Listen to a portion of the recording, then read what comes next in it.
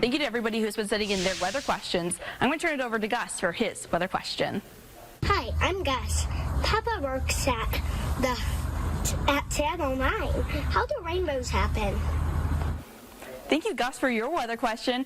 Rainbows happen because there is sun in our atmosphere, and that sunlight, it's a white light, and it hits a water droplet in our atmosphere as it's falling, and that water droplet starts to scatter and reflect that light as it hits it.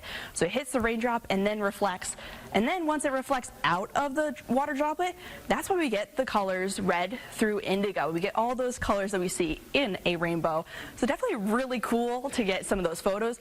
We have been seeing quite a few double rainbows as well as rainbows from some of the showers and storms we've been getting recently. So when we get these, we need the sun out, and we need rain out as well. So you'll see we need both the sun and rain to be able to start creating those rainbows.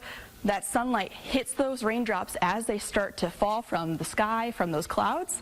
And then we get to see those colors through our eyes and through the 7 visible colors that we see in our eyes. And we get a rainbow that is formed from those water droplets reflecting that light. There's also a couple other rainbows that are created in our atmosphere. You can get cloud iridescence. It's a relatively rare form of diffraction, but it's a really good example, and it's pretty colorful as well, where you get some of that rainbows in the clouds. Sunlight is scattered through small water droplets or ice crystals in the clouds. The clouds must be relatively thin and have water droplets or ice crystals. They're about the same size, so they're just that equal size, creating those water droplets and that reflection in there. You can also get fog bows, which are going to be rainbows that happen on the ground.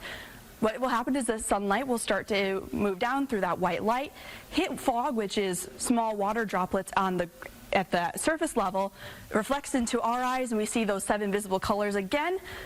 But because this fog is smaller droplets, it actually starts to make that rainbow be not as vibrant. So it appears to smear those colors and not be as colorful as it should be in a typical rainbow. Thank you, Gus, for your weather question. If you have a weather question, you can submit your video questions to kcrg.com/unews.